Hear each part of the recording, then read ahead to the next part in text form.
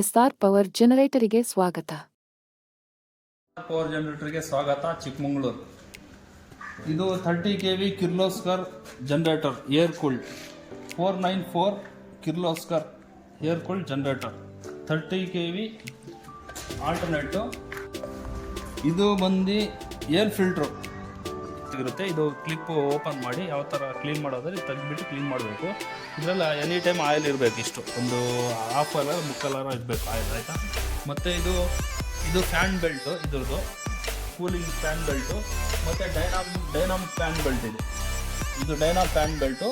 ಇದು cooler fan. Oil filter. ಇದು diesel filter. ಇದು ಪಂಪು. ಇದು 30 kV ಆಲ್ಟರ್ನೇಟು.